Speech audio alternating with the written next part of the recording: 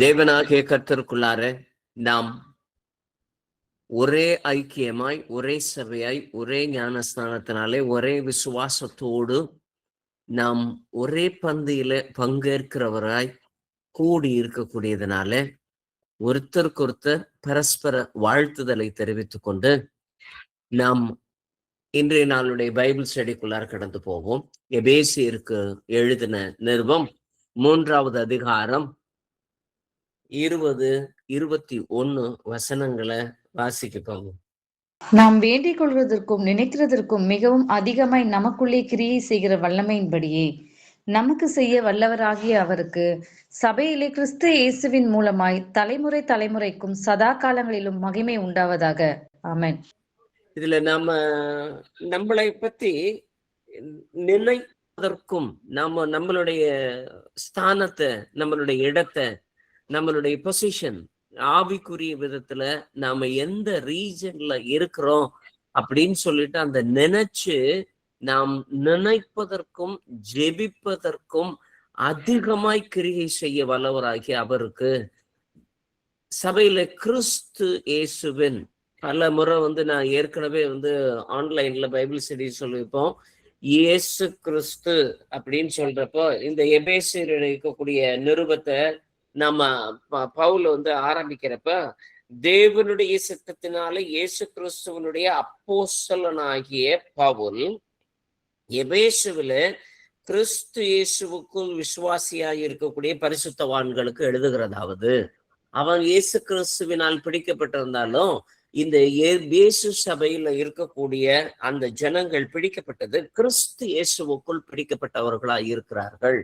கவனிச்சுக்கோங்க, இயேசு கிறிஸ்துவில் மட்டும் நம்புறவங்களுக்கு அவருடைய ஏஜ் நான் 2 வித்தியாசத்தை நம்ம ஏற்கனவே பார்த்திருக்கிறோம். இருந்தாலும் சுருக்கமா சொல்லிடுறேன். இயேசு கிறிஸ்து அப்படிங்கிற பேரு வந்திருக்கக்கூடிய இடத்துலயும் அதை அப்படியே தொடர்ந்து நம்ம எபேசுக்கு எழுதின அந்த நிருபத்துல 6 அதிகாரம் இருக்கு. 6 அதிகாரத்தையும் நீங்க புரட்டி புரட்டி வாசித்து பார்த்தீங்கன்னா ஒரு சில இடங்கள்ல இயேசு கிறிஸ்துன்னு குறிப்பிட்டிருப்பாங்க, ஒரு சில இடங்கள்ல கிறிஸ்து இயேசுன்னு குறிப்பிட்டிருப்பாங்க. கிறிஸ்து இயேசுன்னு குறிப்பிட்டிருக்கக்கூடிய இடங்களுக்கும் இயேசு கிறிஸ்துவின் இருக்கக்கூடிய இடங்களுக்கும் பாரதூர வித்தியாசம் உண்டு. ரொம்ப பெரிய வித்தியாசம் என்ன அப்படின்னா, இயேசு கிறிஸ்து அப்படின்னா அவர் மனு புத்திரனாய் இருந்தது, மனுஷகுமாரனை குறிக்கக்கூடிய அந்த வார்த்தையை பூமியில அவர் பிறந்தது, வளர்ந்தது, ஊழியங்கள் செய்தது, மரித்தது, அடக்கம் செய்யப்பட்டது, உயிர்த்தெழுந்தது, சீஷர்களோடு 40 நாள் இருந்தது, அதற்கப்புறம் பரம் ஏறினது, அதற்கப்புறமேட்டு அவருடைய ஆபீஸ் மாறுது, எனக்கு பின்பாக ஒரு தேற்றரவாளரை அனுப்புவேன்னு சொல்லி ஒரு ஆபீஸ் மாறுது. அப்போ இந்த காலகட்டத்துல இருக்கக்கூடிய இயேசு கிறிஸ்துவை மாத்திரம் குறிக்கக்கூடியது இயேசு கிறிஸ்து அப்படிங்கிற பெயர் வர்ற இடத்துல எல்லாத்துலயுமே இருக்கும். அவர் பூமியில பிறந்தவராய் நாம என்னைக்கு அறிந்திருக்கிறோமோ அதனாலதான் இயேசு கிறிஸ்துவ நாமத்தினால ஞானஸ்தானம் பெற்றவர்களாய் இருக்கிறோம். அதே சமயத்துல நாம் வளர வேண்டியது கிறிஸ்து இயேசு. கிறிஸ்து இயேசு அப்படின்னா அனாதி காலத்தில உலகம் தோற்றுவதற்கு முன்பாகவே, அவர் தலைமுறை தோறுக்கும் முன்பாகவே அவர் தோன்றினவராய் இருக்கிறார். ஏன்னா அவருடைய சித்தத்தின்படி நம்மை தாயின் கருவில உருவேற்படுவதற்கு முன்பாகவே அவர் தெரிந்தெடுத்தார்.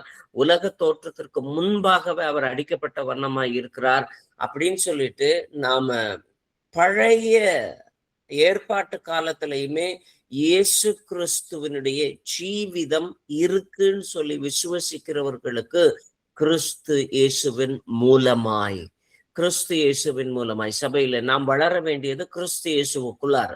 நாம் ஞானஸ்தானம் பெற்றது, இந்த சபையில் ஐக்கியம் பெற்றிருக்கிறது, இது எல்லாமே நமக்கு என்ட்ரியில பவுலும் அதேதான் சொல்றான். நான் என்டர் ஆனது இயேசு கிறிஸ்துவின் மூலமா, ஆனா வளருகிறது கிறிஸ்து இயேசுக்குள்ளார.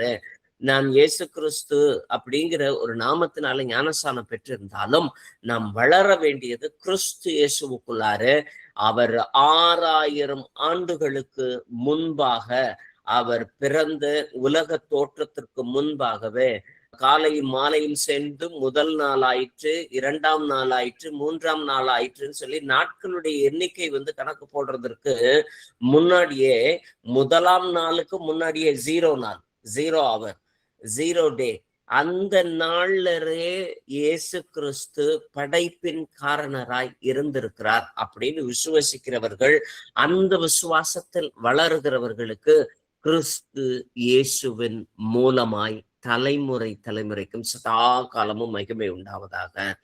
அப்ப கிறிஸ்து இயேசுவின் மூலமாய் அப்படின்னு அதுக்குள்ளார இருக்கிறவனுக்கு கிறிஸ்துமஸ் ஒரு பண்டிகையாவே இருக்கவே இருக்காது. காரணம், இயேசு கிறிஸ்துவின் நாமத்தை மட்டும் நம்பக்கூடிய மெஜாரிட்டி கிறிஸ்டியன்ஸ் இருக்கிறாங்க.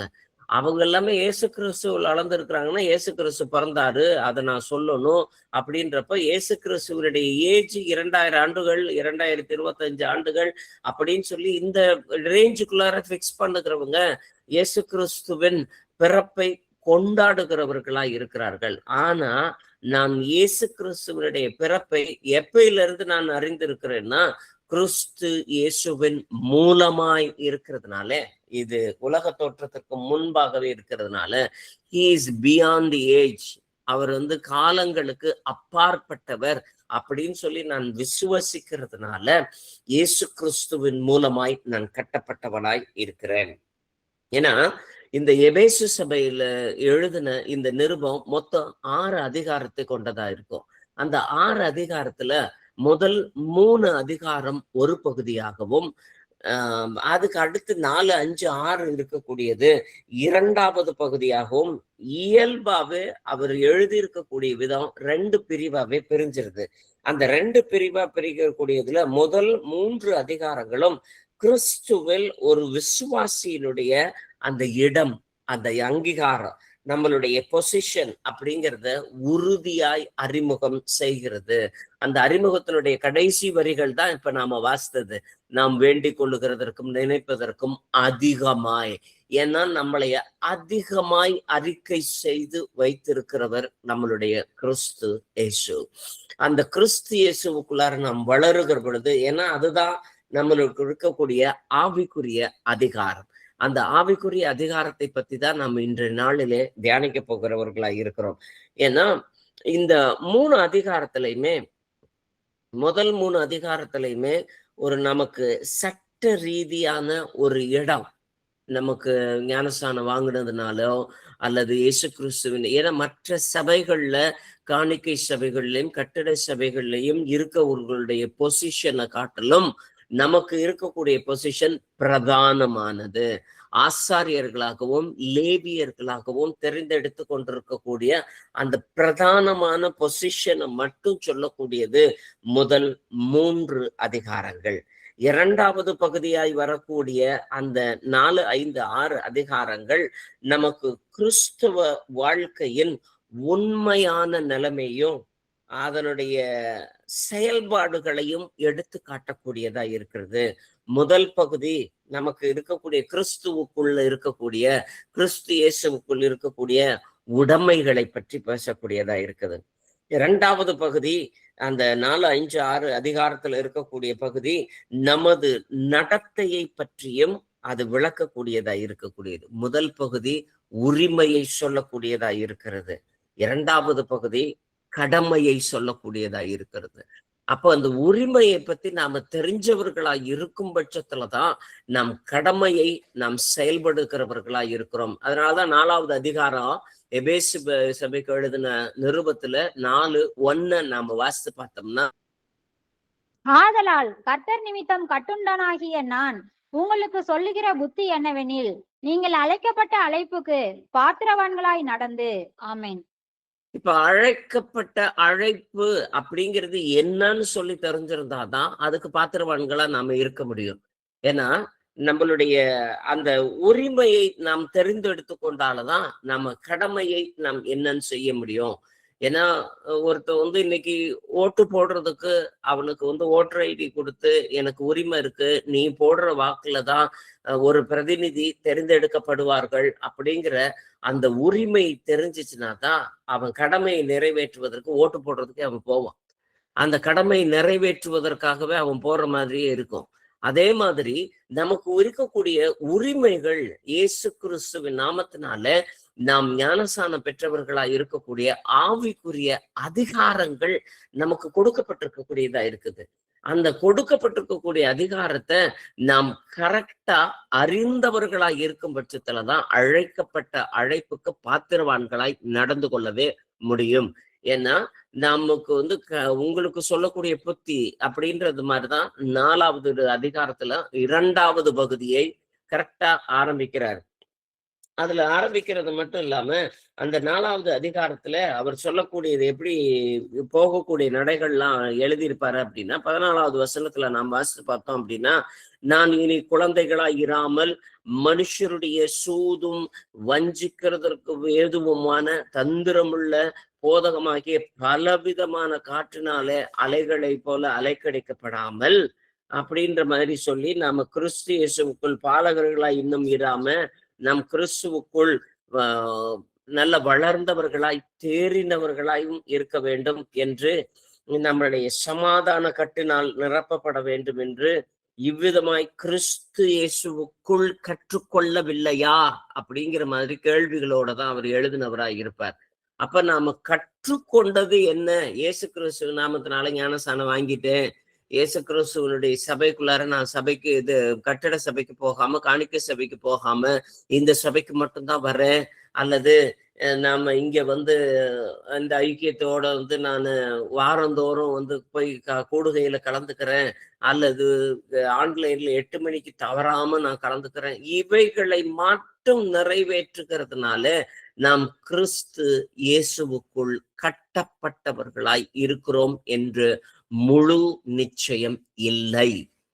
அதனால இதே 1வது அதிகாரம் எபேசியருக்கு எழுதின நிருபத்திலே 1வது அதிகாரம் 3வது வசனத்தை வாசிப்போமே. நம்முடைய கர்த்தராகிய இயேசு கிறிஸ்துவின் பிதாவாகிய தேவனுக்கு ஸ்தோத்திரம். அவர் கிறிஸ்துவுக்குள் உன்னதங்களிலே ஆவிக்குரிய சகல ஆசீர்வாதத்தினாலும் நம்மை ஆசீர்வதித்திருக்கிறார். ஆமென். ஏன்னா ஆவிக்குரிய சகல ஆசீர்வாதத்தினாலும் நம்மை ஆசீர்வதித்திருக்கிறார். இந்த வசனத்துல ஒரு ஆழமான சத்தியம் மறைஞ்சிருக்கக்கூடியதா இருக்குது. ஆசீர்வதித்தல், அந்த ஆசீர்வாதம் அப்படிங்கிற ஒரு வார்த்தை கிரேக்க பதத்துல யூலோஜி பயாலஜி, ஜுவாலஜி, பாட்டனி அப்படிங்கிற மாதிரி சொல்லக்கூடிய யூலாஜி, அந்த யூலாஜி அப்படிங்கிற அந்த வேர்டு அந்த கிரேக்க பதம் அதுல பயன்படுத்தப்பட்டதா இருக்குது. அந்த கிரேக்க பதத்துக்குரிய அந்த மொழிபெயர்ப்பை நாம வாசித்து பார்த்தோம் அப்படின்னா, நம்முடைய கர்த்தராகிய இயேசு கிறிஸ்துவின் பிதாவாகிய தேவனுக்கு ஸ்தோத்திரம், அவர் கிறிஸ்துவுக்குள் உன்னதங்களிலே நல்ல வார்த்தைகளினாலே என சகல விதமான ஆசீர்வாதங்களினாலே நம்மை ஆசீர்வதித்திருக்கிறார். நாம வாசிக்கக்கூடிய வாசிப்புல அப்படிதான் இருக்கும். ஆனா அந்த மொழிபெயர்ப்புல இருக்கக்கூடிய ஒரிஜினல் டிரான்ஸ்லேஷன் எப்படின்னா, அவர் கிறிஸ்துவுக்குள் உன்னதங்களிலே நல்ல வார்த்தைகளினாலே நம்மை பற்றி உயர்வாய் பேசி இருக்கிறார். நம்மை பத்திய இங்க வேற இயேசு கிறிஸ்துவ நாமத்தினால ஞானஸ்நானம் வாங்கின இந்த சபையார் எல்லாமே எப்படி நேர்த்தியா இருப்பாங்க, எப்படி சுவிசேஷம் அறிவிப்பாங்க, எப்படி கர்த்தருக்குண்டு வைராக்கியமா இருப்பாங்க, எதெல்லாம் விட்டு கொடுக்கணும்னு சொல்லி வார்த்தையின்படி நடக்கிறவர்களாய் இருப்பார்கள் அப்படி சொல்லி நல்ல வார்த்தைகளினாலே நம்மை பற்றி உயர்வாய் பேசி இருக்கிறார். சகல விதமான ஆசீர்வாதங்களுக்கு இருக்கக்கூடிய அந்த யூலாஜி பயன்படுத்தக்கூடிய அந்த பதம் நல்ல வார்த்தைகள், நம்மை பற்றி இருக்கக்கூடிய நல்ல வார்த்தைகள், நல்ல சர்டிபிகேட் தேவன் கொடுக்கிறவராய் இருக்கிறார். அந்த நல்ல சர்டிபிகேட்டை நாம அறிந்தவர்களாய் இருந்தோம்னா தான் நாம தேவனுக்குள்ளாரே கட்டப்பட்டவர்களாய் இருக்கிறோம்.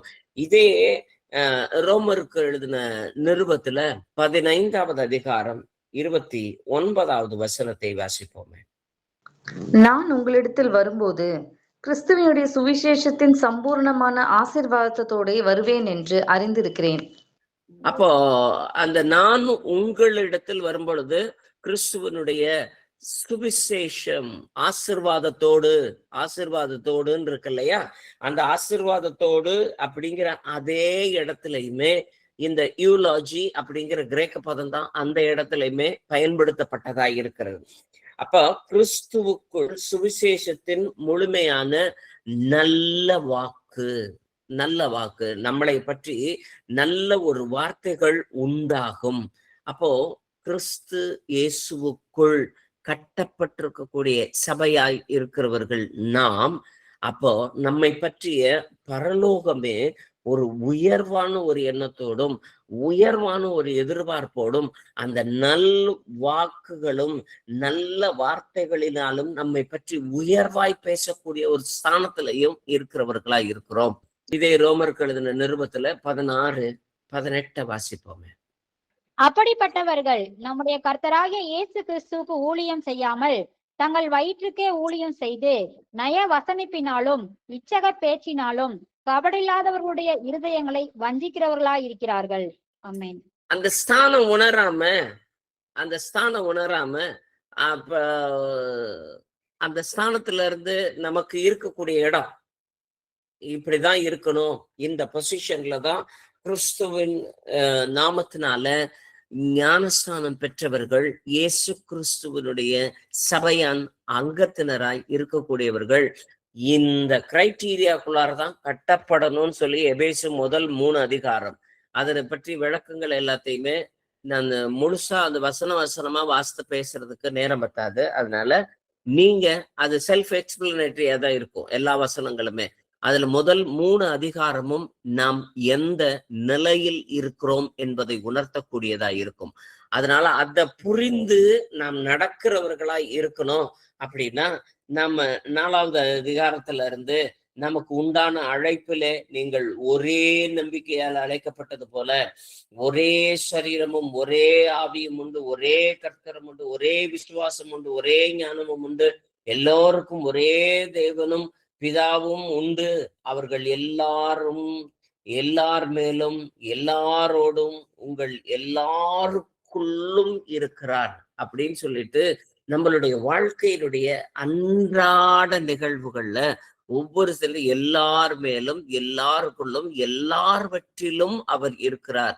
அது நன்மை அனுபவித்தாலும் சரி, தீமை அனுபவித்தாலும் சரி, பாடுகள் அனுபவித்தாலும் சரி, பலன்களை அனுபவித்தாலும் சரி, எந்த ஒரு சூழலிலும் கர்த்தராகிய கிறிஸ்து இயேசுவின் அந்த பிரதிபலன் நம் மீது பலிக்கப்பட்டதாய் இருக்கிறது. நம்ம அதை உணரும்படிதான் நம்மை தேவன் வைக்கிறவராய் இருக்கிறார். அப்படி உணராத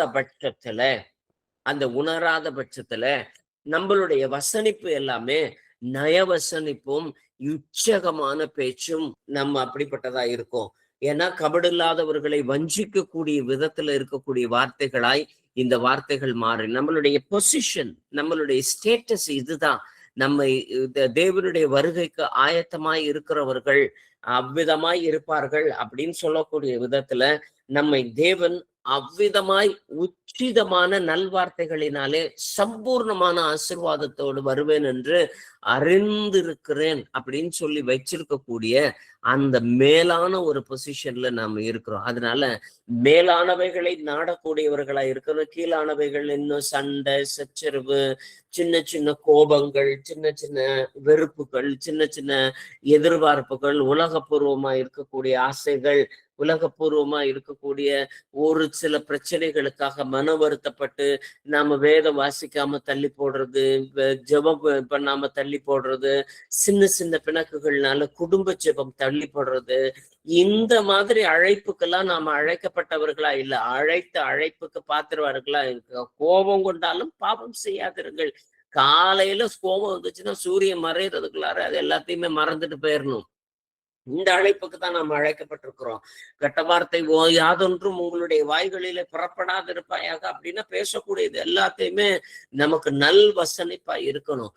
கபடான வசனிப்பாகவும் நயவஞ்சகமான பேச்சாகவும் இச்சக பேச்சாகவும் இருக்கக்கூடியது, கபடில்லாதவர்களுடைய இருதயத்தை வஞ்சிக்கக்கூடிய விதத்துல நாம பேசக்கூடியது, இதெல்லாம் நமக்கு கொடுக்கப்படவே இல்லை. நமக்கு அழைக்கப்பட்ட அழைப்பே நமக்கு வேறையா இருக்கிறதுனால ரோமர் 6:6-11 வரைக்கும் இருக்கக்கூடியது வாசிப்போம். நாம் இனி பாவத்துக்கு ஊழியம் செய்யாதபடிக்கு பாவ சரீரம் ஒழிந்து போகும் பொருட்டாக நம்முடைய பழைய மனுஷன் அவரோட கூட சிலுவையில் அறையப்பட்டதென்று அறிந்திருக்கிறோம். மரித்தவன் பாவத்துக்கு நீங்கி விடுதலையாக்கப்பட்டிருக்கிறானே. ஆகையால் கிறிஸ்துவுடனே கூட நாம் மரித்தோமானால் அவருடனே கூட பிழைத்தும் இருப்போம் என்று நம்புகிறோம்.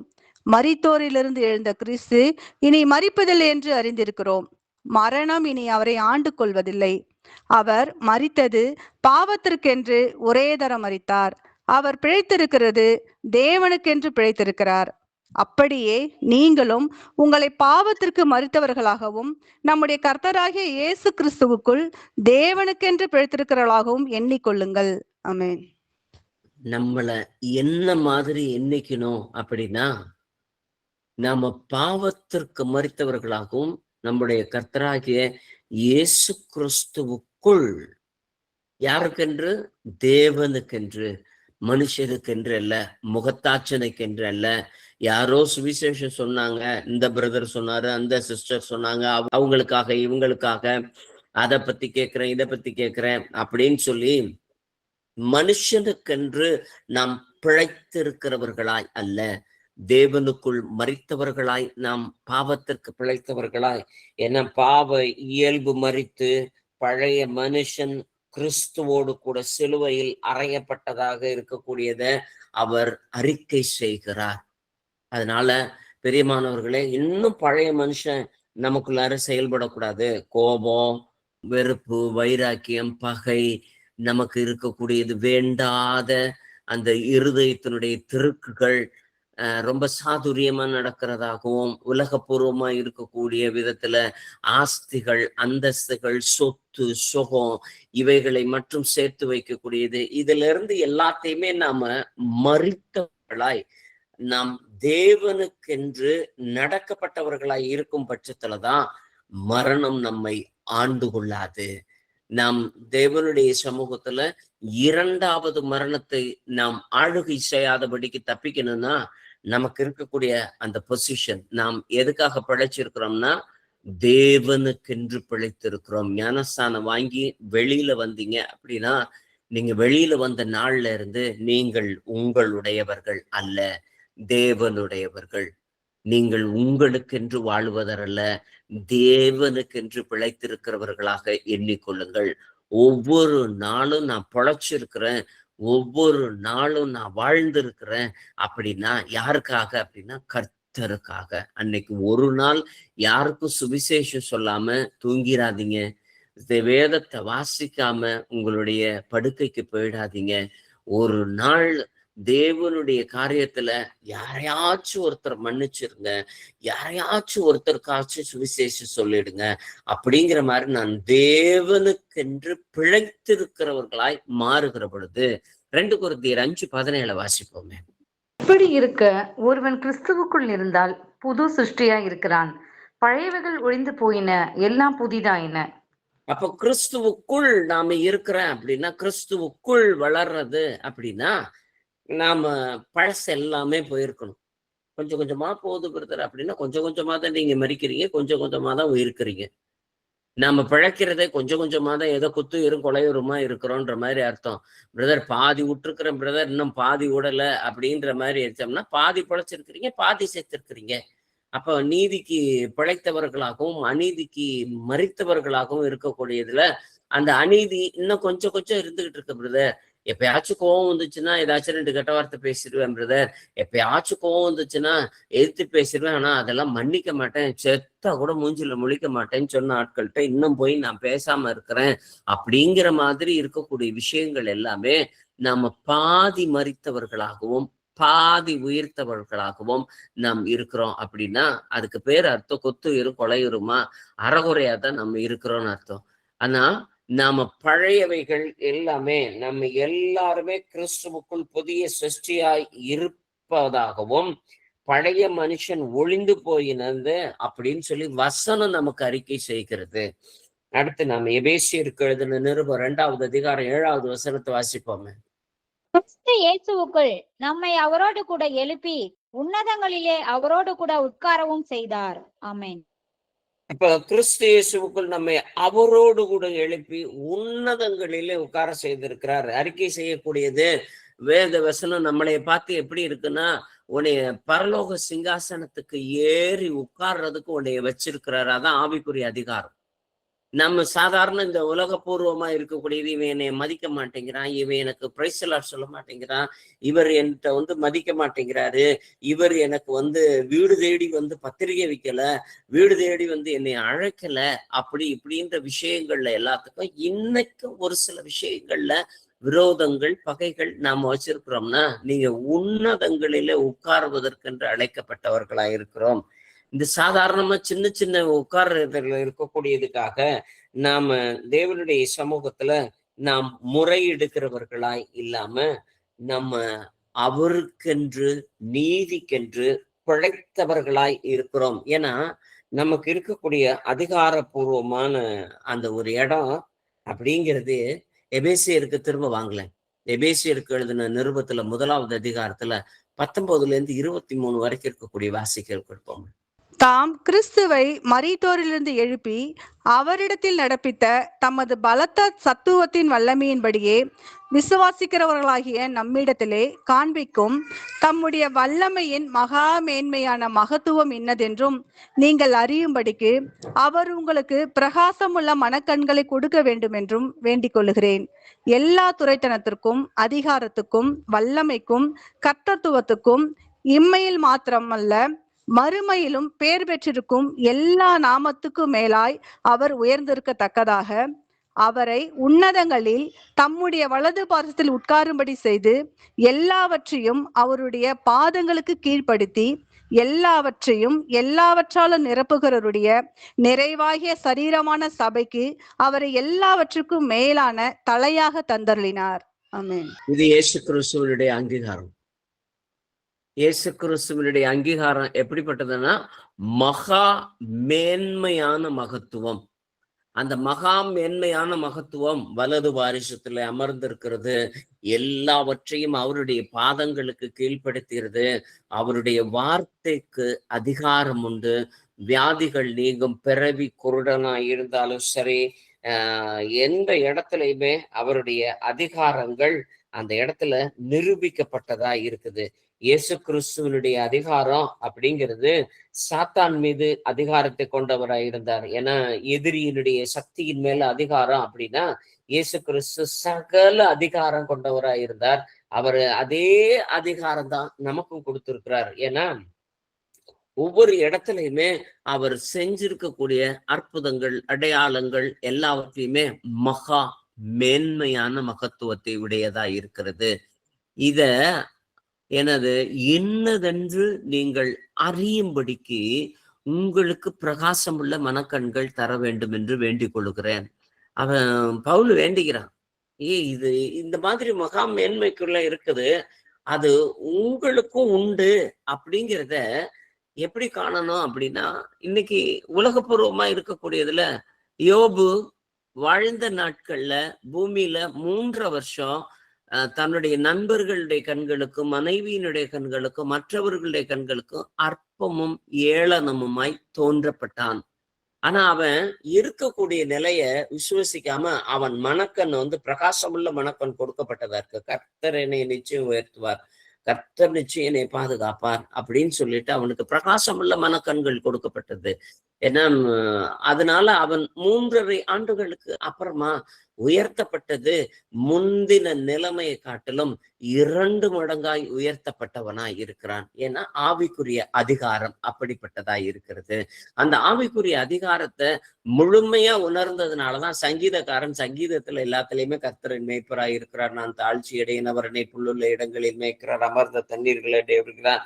அவர் என்னை பத்தி அவர் நல்ல வார்த்தைகளை எனக்கு கொடுத்திருக்கிறார், அவைகளை முழு இருதயத்தோடு நான் விசுவசிக்கிறேன், அதன்படி நடக்கிறதுக்கு நான் ஏவப்பட்டிருக்கிறேன், தேவனுடைய வார்த்தைக்கு வல்லமை உண்டு அப்படிங்கிறத தாவீது பூரணமாய் அதை எல்லாத்தையுமே விசுவசித்ததுனால ஆடு மேய்க்கிறவன் அரசனானான். தேவனுடைய சமூகத்துல அவன் உயர்த்தப்பட்டவனாய் போகிறான். அந்த உயர்தல் அப்படிங்கிறது எங்க இருந்து வந்திருக்குதுன்னா அவன் நம்புறதுல இருந்துதான் வந்திருக்கு. நம்பப்படுவைகளின் நிச்சயம் காணப்படாதவைகளும் உறுதியுமா இருக்கக்கூடியது தேவனுடைய சமூகத்திலிருந்து புறப்படக்கூடிய அந்த வசனத்தையும் அந்த ஆவிக்குரிய அந்த அதிகாரங்களையும் நாம் அறிந்து கொள்ளும் பட்சத்துல ரோமர் 6:11 நாம் வாசிப்போமே.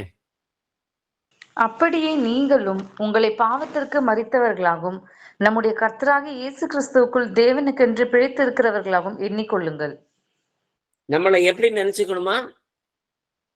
இயேசு கிறிஸ்துவுக்குள் தேவனுக்கென்று பிழைத்திருக்கிறவர்கள் என்று நினைச்சுக்கணும். பாவத்துக்கு மரித்தவர்களாய் அப்படின்னு சொல்லிட்டு நம்மளுடைய ஒவ்வொரு சமயத்திலையுமே நாம நினைக்க வேண்டியது, நாம் இன்னைக்கு பழைச்சிருக்கிறது, இன்னைக்கு நிக்கிறது எதுக்காக அப்படின்னா தேவனுக்கென்று. அப்போ ஒரு ஒரு ஒரு சின்ன ஒரு காரியமாச்சும், ஏன்னா நம்ம ஒவ்வொரு நாளும் பழைச்சிருக்கிறது அண்ணாண்டைக்கு வேலைக்காக அண்ணன்ன காரியத்துக்காக அப்படிங்கிறது இல்ல, தேவனுக்கென்று நான் பிழைத்தவனாய் இருக்கிறேன். கலாத்தியர் 4:6. மேலும் நீங்கள் புத்திரராய் இருக்கிறபடியினால் அப்பா பிதாவே என்று கூப்பிடத்தக்கதாக தேவன் தமது குமாரனுடைய ஆவியை உங்கள் இருதயங்களில் அனுப்பினார். ஆமென். உங்க நாவுல வச்சாரு, உங்களுடைய சிந்தையில வச்சாரு, உங்களுக்கு புரிய வச்சாரு அப்படின்லாம் இல்ல. அவருடைய ஆவியை உங்களுடைய இருதயங்களில் வைத்தார். நல்லா தெரிஞ்சுக்கங்க. நீங்க வெளியில பிரைஸ்லாட் சொல்றதுனாலயோ, வெளியில சிரிக்கிறதுனாலயோ, சபைக்குள்ளார் ரொம்ப சந்தோஷமா இருக்கிறதுனாலயோ, நீங்க சபைக்கு கூடி வர்றப்ப ரொம்ப பரிசுத்தவான்களாய் நம்மை காட்டிக்கொள்ளுகிறதுனாலயோ மாத்திரம் தேவன் நம்மை பரலோக ராஜ்யத்திற்கு சுதந்திரவாளியாய் மாற்றுவது இல்லை என்பதை தெரிந்து வைத்துக் கொள்ளுங்கள். உள்ளத்தின் ஆழத்திலிருந்து அந்த நம்பிக்கை, விசுவாசம், என்னுடைய ஸ்தானம் இதுதான், என்னுடைய பொசிஷன் இதுதான், தேவனுடைய சமூகத்துல கட்டப்பட்டவனா இருக்கக்கூடிய அந்த பொசிஷன் ஆவிக்குரிய விதத்துல, மேன்மையான விதத்துல பவுல் எப்போதுமே சொல்லுவான், நான் கிறிஸ்துவுக்குள் கட்டப்பட்டவனா இருக்கிறேன். அவனுடைய இருதயம் கிறிஸ்துவுக்குள் கட்டப்பட்டதனா இருந்துச்சுனால உலகபூர்வமா இருக்கக்கூடிய எல்லா காரியமும் குப்பையான நஷ்டமாவும் தெரிஞ்சிச்சு. அவனுக்கு மேலானது லக்கை நோக்கி ஓடுகிறேன், பரம அழைப்பினுடைய பந்தய பொருளுக்காய். அப்போ அந்த குமாரனுடைய ஆவி இருதயத்துக்குள் ஊற்றப்பட்டவையாய் இருக்கிறதுனால அவருடைய சிலுவை பாடுகள் வெளியரங்கமாய் தெரிஞ்சாலும் கெத்செமனி தோட்டத்துல அவருடைய ஆவி எப்படி இருந்துச்சா, மிகுந்த வியாகுலப்பட்டதா இருந்துச்சு. ஆனாலும் தேவனுடைய சித்தத்தின்படி ஆகட்டும் என்று ஒப்பு கொடுக்கக்கூடிய அதே ஆவி இன்னைக்கு உங்கள் இருதயங்களிலும் அனுப்பினார் என்று வேதவசனம் சொல்லுகிறது. அந்த அனுப்பக்கூடிய விதத்துல தேவன் நம்மை அநாதி சிநேகத்தினால நேசிக்கிறவராய் இருக்கிறார். அந்த சிநேகத்துக்கு தகுந்த மாதிரி நம்மளுடைய வாழ்க்கையினுடைய செயல்பாடுகள் இருக்குமே ஆனால் கர்த்தர் நிச்சயமாய் நம்மை உயர்த்த வல்லவராய் இருக்கிறார். 1 கொரிந்தியர் 6:17. அப்படியே கர்த்தரோடு இசைந்திருக்கிறவனும் அவருடனே ஒரே ஆவியாயிருக்கிறான். இங்க வருங்கள, நீங்க இசைந்திருக்கிறது ஏதோ சபையோடு கூட பரவாயில்ல, அட்ஜஸ்ட் பண்ணி போய்க்குவோம், அவர் சரியில்லை, இவர் சரியில்லை, அது சரியில்லை, இது சரியில்லை, அது பத்தல, இது கிடைக்கல, இது வேண்டின்னு இல்லை, அந்த மாதிரி இல்லை. நாம சபைக்குள்ளார இருக்கிறப்ப கர்த்தரோடு இசைந்து அவருடனே ஒரே ஆவியாய், இயேசு எப்படி சிந்திக்கிறாரோ அப்படியே நானும் சிந்திக்கணும். இயேசு எப்படி நடந்தாரோ அப்படியே நான் நடக்கணும். இயேசு எப்படி பேசினாரோ அப்படியே நான் பேசணும். இயேசு இயேசு இயேசு கர்த்தரோடு இசைந்து, அவரோடு கூட இசைந்து, அவருடனே கூட ஒரே ஆவியாய், ஒரே மனசு உள்ளவங்க எல்லாத்துக்குமே பாத்தீங்கன்னா ஒரே மாதிரி சட்டை போடுவாங்க, ஒரே மாதிரி பேசுவாங்க, ஒரே மாதிரி சிரிப்பாங்க, ஒரே மாதிரி ஹேர் ஸ்டைல் வச்சுக்குவாங்க. அப்படி 2 பேரு 3 பேரு ஒத்த ஆவியில இருக்கிற ஆட்கள் எல்லாமே உலகபூர்வமா இருக்கக்கூடியது ஒரே மாதிரி செய்யறதுல, அந்த இடத்துல காண்பிக்கிறதுல தெளிவா இருப்பாங்க. ஆனா இந்த சபைக்குள்ளாரே நாம் ஒரே ஆவியினாலே இசைந்து இருக்கிறோமேனால் அந்த அன்பு, சந்தோஷம், சமாதானம், நீடிய பொறுமை, தயவு, நற்குணம், சாந்தம், இச்சையடக்கம் அப்படிங்கிற ஆவியினுடைய கனிக்குள்ளார நாம் வேரூன்றி கட்டப்பட்டவர்களாய் இசைந்து இருக்கிறவர்களாய் இருக்கணும். ஆவியோடு இசைந்து நாம் ஒரே ஆவியாய் நடக்க வேண்டும் என்று வேதம் நம்மை பற்றி அறிக்கை செய்கிறது. கலாத்தியர் 2:20. கிறிஸ்துவுடனே கூட சிலுவையில் அறையப்பட்டேன், ஆயினும் பிழைத்திருக்கிறேன். இனி நான் அல்ல, கிறிஸ்துவே எனக்குள் பிழைத்திருக்கிறார். நான் இப்பொழுது மாம்சத்தில் பிழைத்திருக்கிறதோ, என்னில் அன்பு கூர்ந்து எனக்காக தம்மை தாமே ஒப்பு கொடுத்த தேவனுடைய குமாரனை பற்றும் விசுவாசத்தினாலே பிழைத்திருக்கிறேன். ஆமென். ஏன்னா பவுல் தன்னுடைய சொந்த புத்தியினாலேயோ சொந்த ஞானத்தினாலேயோ தன்னுடைய ஒவ்வொரு நாளும் போகக்கூடிய அன்றாட வாழ்க்கையவோ அல்லது மகா பெரிதான ஊழியத்தையோ நடத்தவே கிடையாது. அவர் டெய்லி லைஃபையோ அவன் பண்ணக்கூடிய அந்த ஊழியத்தையோ தன்னுடைய சொந்த புத்தியிலேயோ சொந்த ஞானத்திலேயோ அவன் போகணும்னு நினைச்ச ஊருக்கு கூட போகல. அவன் மாற்றப்பட்டவனா இருக்கிறான். அவன் செய்யணும்னு நினைச்ச வேலையை கூட செய்யல. இயேசு ஆவியானவர் எங்க போக சொல்றாரோ அந்த ஊருக்கு போயிருக்கிறான். ஆவியானவர் என்ன செய்ய சொல்லி இருக்கிறாரோ அதை செய்ய சொல்லி இருக்கிறான். சேர்ந்திருக்கக்கூடிய சபையிலே பிரதான அப்போஸ்தலர்களையே எதிர்த்து நின்று பேசுற அளவுக்கு ஆவியானவர் என்ன சொல்றாரோ அதையே அவனும் செஞ்சிருக்கிறான். பவுலு பேதுருவை எதிர்த்து பேசணுங்கிறது அவசியமே கிடையவே கிடையாது. ஆனா ஆவிக்குள்ளார கட்டப்பட்டவனா, ஏன்னா கிறிஸ்துவோடு கூட நான் அறையப்பட்டேன். இனி பிழைச்சிருக்கிறது நான் அல்ல, கிறிஸ்துவே என்னுள் பிழைத்திருக்கிறார். பிரியமானவர்களே, நீங்க பிழைச்சிருக்கிறது எல்லாமே மாம்சத்தின்படி பிழைத்திருக்கிறவர்களாய் அல்ல, என்னில் அன்பு கூர்ந்து எனக்காக தம்மை தாமே ஒப்பு கொடுத்த தேவனை பற்றும் விசுவாசத்தினாலே பிழைத்திருக்கிறேன். நாம இருக்கிறது நிற்கிறதும் நிர்மூலம் ஆகாதிருக்கிறதும் தேவனுடைய சுத்த கிருபை.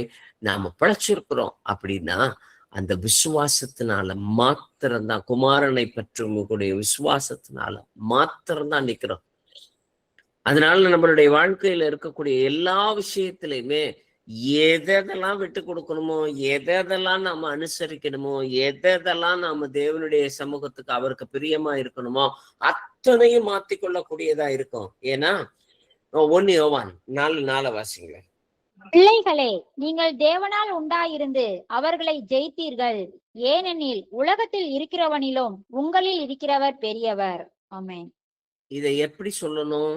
நம்ம கிட்ட இருக்கக்கூடியவர் பெரியவர் அப்படிங்கிறது ஒவ்வொரு காரியத்திலையும் இந்த இடத்துல வசனம் எப்படி போட்டிருக்குன்னா, தேவனால் உண்டாயிருந்து அவர்களை ஜெயித்தீர்கள். ஜெயிச்சதுக்கு அப்புறமேட்டு தான் சொல்ல முடியும் உலகத்தில் இருக்கிறவரை காட்டிலும் உங்களில் இருக்கிறவர் பெரியவர். ஜெயிக்கல அப்படின்னா நமக்குள்ளார இருக்கக்கூடியவரை பெரியவராக்குறதும் சின்னவராக்குறதும் உங்களுடைய கையில இருக்குது. நீங்க கோபப்பட்டு அல்லது ஆசைப்பட்டு அல்லது விரோதப்பட்டு நம்மளுடைய காரியத்துல இருக்கிறோம்னா உங்களில் இருக்கிறவர் பெரியவராய் இருக்க முடியாது. உங்களில் இருக்கிறவர் பெரியவராய் இருக்கணும் அப்படின்னா இவங்க கிறிஸ்தவங்களா இருக்கிறதுனால எப்பேற்பட்ட நஷ்டம் வந்தாலும் அதை பொறுத்து கொள்ளுகிறவர்களாய் இருக்கிறார்கள். எப்பேற்பட்ட இடரிலாலும் அவர்கள் தாங்கிக் கொள்ளுகிறவர்களாய் இருக்கிறார்கள் அப்படின்னு சொல்லிட்டு எல்லாவற்றிலுமே அந்த சத்தியத்தை நாம் புரிந்தவர்களாய் இருக்க வேண்டியது. இந்த பொருள் விசுவாசியாகிய நமக்கு கிறிஸ்துவின் வாழ்க்கையில இருக்கக்கூடிய முழுமையான வல்லமையினால நாம் உள் மனுஷன் நிரப்பப்பட வேண்டும். அப்படிங்கிறதுனாலதான் அவருக்குள்ளார நிரப்பப்படுறப்பதான் அன்பு, சந்தோஷம், சமாதானம், நீடிய பொறுமை, தயவு, நற்குணம், விசுவாசம், சாந்தம், இச்சையடக்கம் ஆகிய இந்த பண்புகள் எல்லாமே தன்னால அப்படியே வெளிவரக்கூடியதா இருக்கும். கனி கொடுக்குறேன்றவங்க முதல்ல நம்மளுடைய பொசிஷன், நாம இருக்க வேண்டிய இடம் எதுங்கிறத முதல்ல நிச்சயிக்க வேண்டியவர்களா இருக்கிறோம். யோவான் 1:16. அவருடைய பரிபூரணத்தினால் நாம் எல்லாரும் கிருபையின் மேல் கிருபை பெற்றோம். ஏன்னா அவருடைய அந்த ஃபுல்னஸ், அந்த பரிபூர்ணம் இருக்கு இல்லையா, இயேசு கிறிஸ்து சிலுவையில அவ்வளவு சகிப்போடையும் அவ்வளவு தாழ்ச்சியோடையும் அவ்வளவு பொறுமையோடையும் அவ்வளவு சகிப்புத்தன்மையோடையுமே எல்லாத்தையுமே சம்பூர்ணமாக்கினார். அந்த பரிபூர்ணம் அப்படிங்கிறது அவர் ஆவிக்குரிய கனி முழுமையா செலுத்தக்கூடிய விதத்துல பரிபூர்ணமானார். அந்த பரிபூர்ணத்தினாலதான் நாம் எல்லாருமே கிருபை பெற்றவர்களாய் இருக்கிறோம். அந்த கிருபை பெற்றவர்களாய் மாத்திரம் இல்ல, கிருபைக்கு மேல் கிருபை பெற்றவர்களாய் இருக்கிறோம். அந்த ஆவிக்குரிய அதிகாரம் நம்ம கையில இருக்கு. ஏன்னா கிறிஸ்துவனுடைய பரிபூர்ணம் அந்த கிருபையின் மேல் கிருபை பெற்றிருக்கக்கூடிய ஆவிக்குரிய அதிகாரம் இருக்கு. அதை பயன்படுத்துறதும் பயன்படுத்தாம போறதும் நம்மளுடைய அன்றாட செயல்கள்ல இருக்கு. உங்கள் பேசக்கூடிய வார்த்தை, சாதாரண கிண்டல் பேச்சு, நக்கல் பேச்சு, நையாண்டி பேச்சு இருக்கிறப்ப அவருடைய பரிபூர்ணத்துல இருந்து கிருபை மேல் கிருபை பெற்றவர்கள் பேசக்கூடிய பேச்சு கிடையவே கிடையாது. சின்ன சின்ன விஷயங்கள்ல எல்லாவற்றிலுமே உங்களுடைய நாவு இதோ சுக்கானு அது அடக்க முடியதா இருக்கும். உங்களுடைய பொறுமை மிகுந்ததா இருக்கணும். கோபம் கொள்வதற்கு தாமதிக்கிறவர்களா இருக்கணும். பேசுகிறதுல உண்மை நிறைந்ததா இருக்கணும். இப்படி எல்லாத்துலயுமே சம்பூர்ணமாய் நிறைந்து இருக்கிறவர்கள் மாத்திரமே தான். ரோமர் 8:37 வாசிக்கிறேன். இவை எல்லாவற்றிலேயும் நாம் நம்மில் அன்பு கூறுகிறவராலே முற்றும் ஜெயம் கொள்ளுகிறவர்களாய் இருக்கிறோமே. நம்மிடத்துல அன்பு கூறுகிறவர்களால முற்றும் ஜெயம் கொள்ளுகிறவர்களா இருக்கிறோமே. எவ்வளவு அழகா நம்மளை பைபிள் எதிர்பார்க்கிறது. முற்றும் ஜெயம் கொள்ளுகிறவர்களா இருக்கிறோமே. எல்லாத்துலயுமே ஜெயிச்சிட்டோமா? நம்மை நாமே நிதானித்து பார்ப்போமே. வேதம் நம்மளை நான் தேவனிடத்துல அன்பா இருக்கிறேன், நான் கிறிஸ்துவுக்காக அது செய்யறேன், கிறிஸ்துவுக்காக இது செய்யறேன், அப்படி செய்யறேன். மாம்சபூர்வமா செய்யக்கூடிய எல்லா நற்கிரியைகளும் மாம்சமானவைகளே. நான் தானம் தர்மம் பண்ணிட்டேன், அது செஞ்சுட்டேன், இது செஞ்சுட்டேன், அப்படி செஞ்சுட்டேன், இப்படி செஞ்சுட்டேன் அப்படின்னு சொல்லி மாம்சபூர்வமான இருக்கக்கூடிய கிரியைகளை மாத்திரம் நாம அடுக்கிட்டு போனோம் அப்படின்னா அவ்வளவும் மாம்சத்துக்கு அடுத்தமானது. ஆனா நாம தேவனுடைய கிருபைக்கு மேல் கிருபை பெற்றவர்களாய் இருக்கிறோம்னா முற்றிலும் ஜெயம் கொண்டவர்களாய் நாம் இருக்க வேண்டும் என்பதை தேவன் எதிர்பார்க்கிறவராய் இருக்கிறார். லூக்கா 10:19. இதோ சர்ப்பங்களையும் தேள்களையும் மிதிக்கவும் சத்ருவினுடைய சகல வல்லமையை மேற்கொள்ளவும் உங்களுக்கு அதிகாரம் கொடுக்கிறேன், ஒன்றும் உங்களை சேதப்படுத்த மாட்டாது. ஆமென். இந்த அதிகாரம் ஆவிக்குரிய அதிகாரம் எனக்குள்ளார கொடுக்கப்பட்டதா தான் இருக்குது. ஆனா இன்னமும் நான் வியாதியஸ்தருக்காக நான் ஜெபிக்கிறதுக்கு பயப்படுறவனா தான் இருக்கிறேன். போனா அந்த வியாதி போகுமோ போகாதோ, இருக்குமோ இருக்காதோ, போறதும் போகாதும் தேவனுடைய சித்தம். போய் ஜெபிக்கிறது மாத்திரம்தான் உங்களுடைய வேலை. நான் போய் செபிச்சா உடனே போய் சரியாயிடணும் அப்படின்னு சொல்லிட்டு என்னுடைய சுயத்தை சார்ந்தவனாய் போகாதபடிக்கு தேவனை சார்ந்தவனாய் நான் நிற்கிற பொழுது இந்த சகலமும் சம்பூர்ணத்திலிருந்து நிறைவாக்குகிற கர்த்தர் நமக்கு இருக்கிறதுனால எல்லாத்தையும் மிதிக்கவும் எல்லாத்தையும் அழிக்கவும் நமக்கு அதிகாரம் கொடுத்தவர்களா. இந்த பொசிஷனை என்னைக்கு நாம விசுவசிக்கிறோமோ, இந்த பொசிஷன் எப்போ உள் மனசுல கரெக்டா எனக்கு அதிகாரம் கொடுத்திருக்கிறாரு அப்படின்னு சொல்லிட்டு அந்த அதிகாரத்தை என்னைக்கு நாம பயன்படுத்துறோமோ அப்ப நம்மளுடைய ஜெபம் கட்டளை இட்டு ஜெபிக்கக்கூடியதா இருக்கு. சாத்தானே அப்பாலே போ, சாத்தானே அகன்று போ, சாத்தானுக்குரிய காரியங்கள் எல்லாமே நிர்மூலமாகி போவதாக அப்படின்னு சொல்லிட்டு அதிகாரம் நிறைந்த எதிராளியின் மீது அந்த அதிகாரத்தை செலுத்தக்கூடிய வல்லமை நிறைந்தவர்களாய் நாம் இருப்போம். இல்லைன்னா ஆண்டவரே நீங்க ஒரு விஷயம் எனக்காக இறங்குங்க ஆண்டவரே, உங்களை காலை பிடிச்சு கேட்டுக்கிறேன் ஆண்டவரே, கையை பிடிச்சு கேட்டுக்கிறேன் ஆண்டவரே, நான் ஒரு குப்பை ஆண்டவரே, நான் ஒண்ணும் இல்லாத ஆண்டவரே, நான் செருப்பு ஆண்டவரே இப்படின்னு சொல்லி பெருசா தாழ்மையோட மாயமான தாழ்மையோடு அப்படி அடிபாதாளத்துல இருந்து ஜெபிக்கிறவர்களா நம்மளுடைய வசனங்கள் எல்லாமே இருக்கும். சகல அதிகாரமும் உங்களுக்கு கொடுக்கப்பட்டிருக்கக்கூடியது. Take your position. உங்களுடைய பொசிஷனை எடுத்து எதெல்லாம் விரட்டணும்னு என்னைக்கு தான் ராஜா, தான் ஆசாரியன், தான் லேவியன் கர்த்தருக்குள்ளார கட்டப்பட்டிருக்கிறேன்றது என்னைக்கு உறுதியாய் ஒருத்தனுக்கு உள் மனசுல உட்காருதோ அப்பதான் சகல அதிகாரத்தையும் மேற்கொள்ளுகிறவர்களாய் நாம் இருப்போம். ஏன்னா அந்த சர்ப்பத்தினுடைய விஷம் அன்னைக்கே முறியப்பட்டதா இருக்குது. எப்போ அவனுடைய காரியத்தை இருக்கிறானோ அப்பவே அதுக்கு தீர்ப்பும் சொல்லியாச்சு. வேணா வாசித்து பாருங்களேன், ஆதியாகமத்தினுடைய புத்தகம் 3வது அதிகாரம் 15வது வசனம். உனக்கும் ஸ்திரீக்கும் உன் வித்துக்கும் அவள் வித்துக்கும் பகை உண்டாக்குவேன், அவர் உன் தலையை நசுக்குவார், நீ அவர் குதிக்காலை நசுக்குவாய் என்றார். இயேசு கிறிஸ்து பிறக்கிறதுக்கு முன்னாடி வரைக்கும் இது வசனமா தான் பார்க்கப்பட்டதா இருக்குது. இயேசு கிறிஸ்து பிறந்து அவர் மரித்து சிலுவையில அறையுண்டு வெளியரங்க கோலமாய் அதனுடைய தலையை நசுக்கினவர்களாய் இருக்கிறார் அப்படின்ற நமக்கோ இது திருஷ்டாந்தமான உண்மை. இயேசு கிறிஸ்துவுக்கு முன்பாக வரைக்கும் இது நிழல், வருவன்றது நிழல். ஆனா நமக்கு நிஜம். அந்த நிஜத்திலையும் இன்னமும் சர்ப்பம் வந்து தீண்டிருச்சு, சர்ப்பம் வந்து விளையாடுது, சர்ப்பம் வந்து குடும்பத்துக்குள்ளார பகையை உண்டாக்குது. சர்ப்பம் அது தலையை நசுக்கியாச்சு.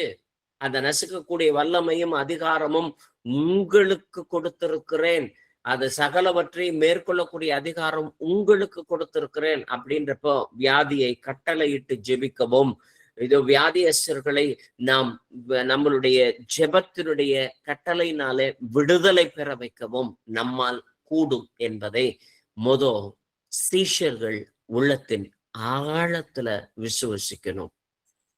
எபேசியர் 1:22 எல்லாவற்றையும் அவருடைய பாதங்களுக்கு கீழ்ப்படுத்தி, எல்லாவற்றையுமே இயேசு கிறிஸ்துவனுடைய பாதத்துக்கு கீழே இருக்கிறோம்.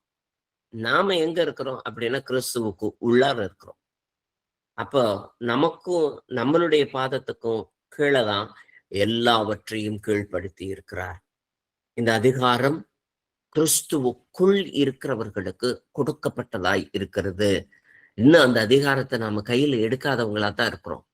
இன்னும் தாங்க ஆண்டவரே, நான் கெஞ்சி கேட்டுக்கிறேன் ஆண்டவரே, மேஜையின் கீழ் இருக்கக்கூடிய துணிக்கையை நாய்கள் சாப்பிடும், நாய்களுடைய குட்டிகள் சாப்பிடுமே அப்படின்னு சொல்லிட்டு அந்த அந்த மாயமான ஒரு தாழ்மைக்குள்ளார கொண்டு போகிற மாதிரி நம்மை. ஏன்னா 91வது சங்கீதம் 13வது வசனம், சிங்கத்தின் மேலும் விரியன் பாம்பின் மேலும் நீ நடந்து பால சிங்கத்தையும் வலு சர்ப்பத்தையும் மிதித்து போடுவாய். இவ்வளவு தூரத்துக்கும் நமக்கு அதிகாரம் கொடுக்கப்பட்டதா இருக்கும். எல்லாத்தையுமே தாண்டுற அளவுக்கு மதிலை தாண்டுவேன், நான் ஆறுகளை தாண்டுவேன், அக்கினியினாலையும் தாண்டுவேன். இது எல்லாமே எண்பிக்கப்பட்ட அந்த பழைய ஏற்பாடு இருக்கக்கூடியது எல்லாமே நிழல். அந்த நிழல்ல இருக்கக்கூடியது எல்லாத்துக்குமே நிஜத்துல வந்துட்டோம். அதனால நமக்கு எல்லாத்தையுமே மிதித்து போடவும் எல்லாத்தையுமே ஜெயம் கொள்வதற்கான அதிகாரம் இயேசுவின் நாமத்தினாலே கொடுக்கப்பட்டதாய் இருக்கிறது. ஏன்னா நம்மளை எப்படி அனுப்புறாரு அப்படின்னா யோவான் 17:18 வாசிக்கல. நீர் என்னை உலகத்தில் அனுப்பினது போல நானும் அவர்களை உலகத்தில் அனுப்புகிறேன். அப்போ பரமபிதா இந்த பூமியில மனுஷகுமாரனாய் இயேசு கிறிஸ்துவனுடைய அந்த ஆபீஸ அனுப்புறப்ப ஏதோ நமக்கு சகலத்திலையும் அதிகாரம் குறைந்தவராயோ அவருடைய வல்லமை குறைந்தவராகவெல்லாம் அனுப்பப்படல. சகல அதிகாரம் நிறைந்தவராகவும் சாத்தானை எதிர்த்து போராடுகிறவராகவும் சாத்தானுடைய வல்லமையை முறியடிக்கிறவராகவும் அவன் போற இடத்துல எல்லாத்துலயுமே அவர் தேவனுடைய நாமத்தை பிரஸ்தாபப்படுத்தினவராக தான் போய்கிட்டே இருந்தார். சகல சர்ப்பத்தையும் தேள்களையும் மிதிப்பீர்கள் அப்படின்னா எதிரியின் மேல அதிகாரம் கொடுக்கப்பட்டதா இருக்கிறது.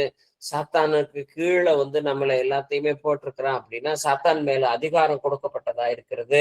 சாத்தானுடைய அதிகாரபூர்வமான எல்லா காரியத்தையுமே கிறிஸ்துவினுடைய பாதத்துக்கு கீழ்பட்டதாய் இருக்கிறது. சகல அதிகாரமும் அவனுக்கு இல்லாம போனதாய் இருக்கிறது. கிறிஸ்துவனுடைய ஸ்தானாதிபதிகள், ரெப்ரசன்டேட்டிவ்ஸ், நாம அந்த ரெப்ரசன்டேட்டிவ்ஸுக்கும் அதே அதிகாரம். கிறிஸ்து இந்த பூமியில எப்படி மனுஷகுமாரனாய் அனுப்பப்பட்டப்ப அதே அதிகாரத்தோடு கூட நாமும் சீஷர்களாய் இந்த உலகத்துல அனுப்பப்பட்டவர்களாய் இருக்கிறோம்.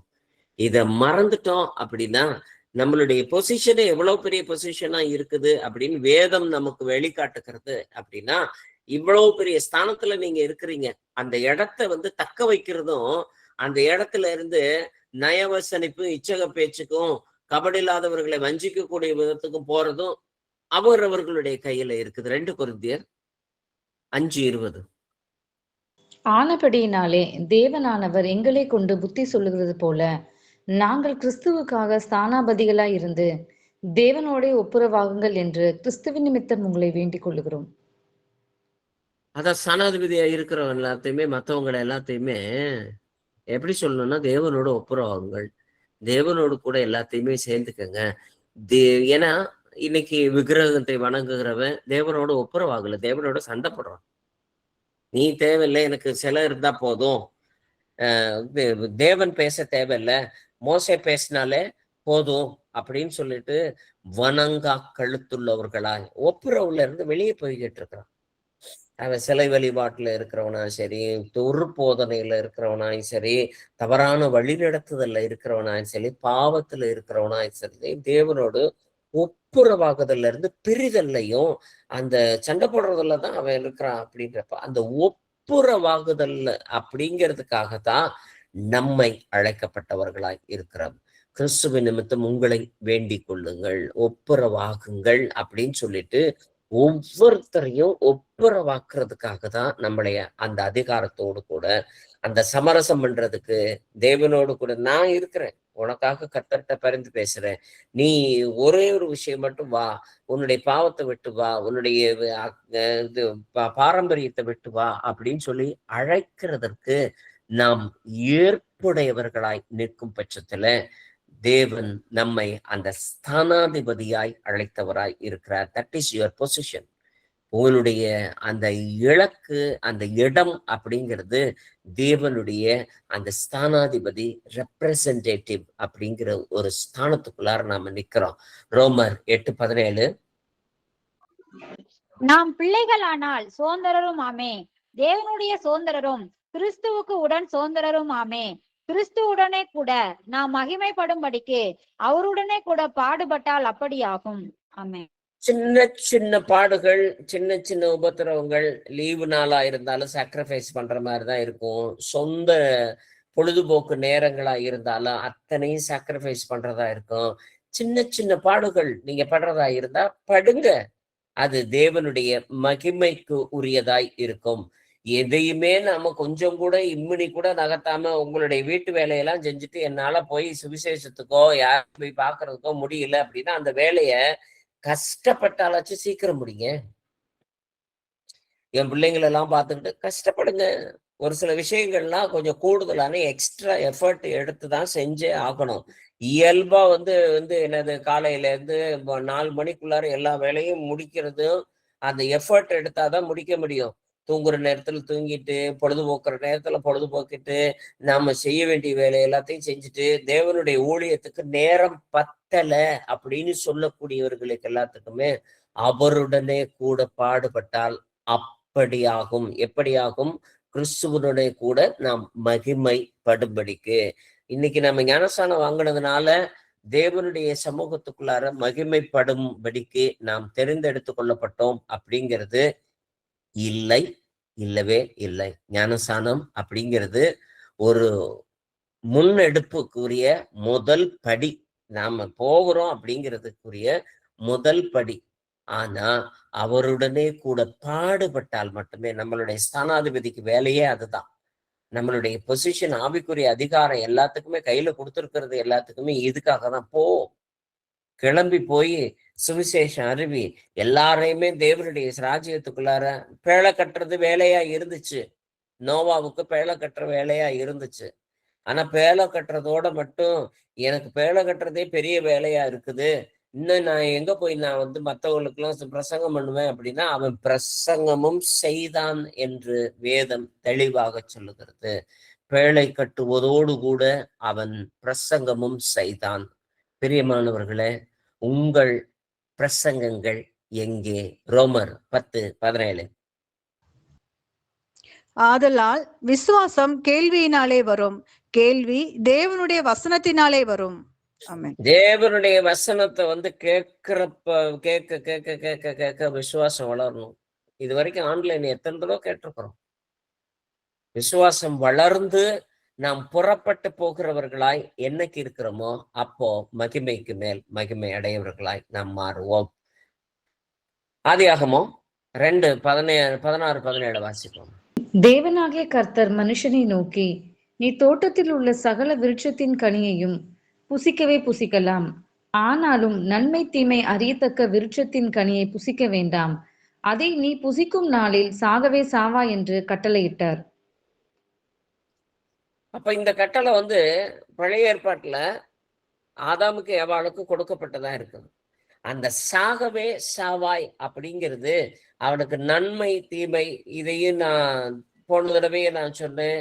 இது ஏதோ பழம், ஆப்பிள் பழம், அத்திப்பழம் அப்படிங்கிற மாதிரி ஒரு பழத்தை பறிச்சாங்க, சாப்பிட்டாங்க, போனாங்க, வந்தாங்க அப்படின்னு சொல்லிட்டு இன்னமும் நீங்க மாம்சபூர்வமா அதை பார்க்கறத காட்டிலும் ஆவிக்குரிய விதத்துல தேவன் சொன்னது உண்மை என்று நம்பாத அந்த எண்ணம் எப்போ அவர்களுடைய இருதயத்துல தோன்றுச்சோ அப்ப ஆவியிலே மரித்தவர்களாய் மாறினார்கள். சாகவே சாவாயின்றது பிசிக்கல் டெத்து அவங்க கிட்ட வரல, அவங்க கிட்ட இருந்தது ஸ்பிரிச்சுவல் டெத்.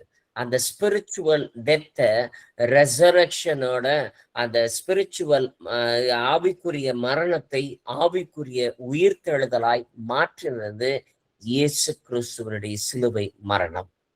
அந்த ஜெயத்தை கொண்டு வந்ததுக்கு நம்மளைய கொண்டு உட்கார வச்சிருக்கிறாரு. எப்ப?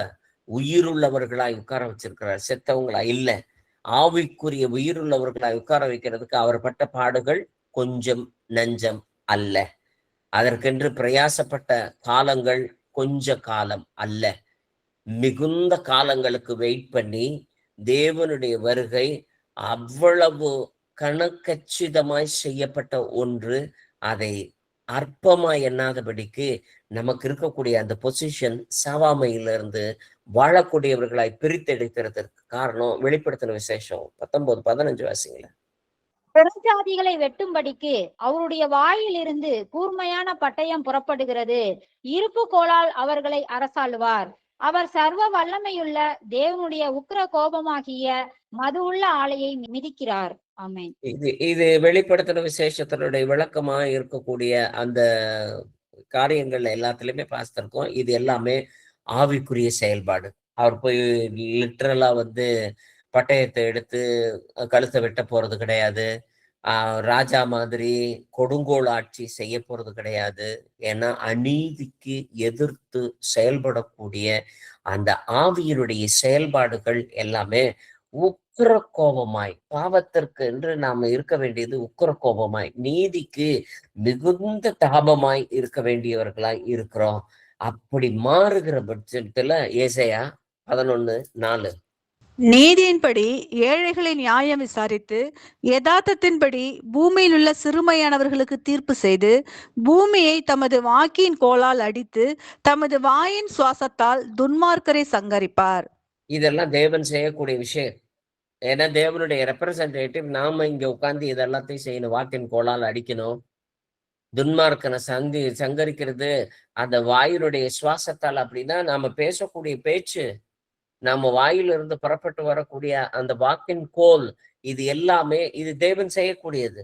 பிற்காலத்துல தேவன் செய்யக்கூடிய தீர்க்க தரிசனம் இது. அந்த தீர்க்க தரிசனத்தை செய்ய வேண்டிய ஆள் நாம ரெப்ரசன்டேட்டிவா இருக்கக்கூடியதா இருக்கலாம். ஏன்னா லூக்கா 1:37 சொல்லுது, தேவனால் கூடாத காரியம் ஒண்ணுமே இல்லவே இல்லை அப்படின்னு சொல்லிட்டு தெளிவா சொல்லுது. அப்ப தேவனால் கூடாத காரியம் ஒண்ணுமே இல்லை அப்படின்னா அவருடைய ரெப்ரசன்டேட்டிவ் ஒன்னாலேயும் முடியாத காரியம் ஒண்ணுமே இல்லைங்கிற லெவலுக்கு கர்த்தர் உன்னை நிலைநிறுத்திருக்கிறார்.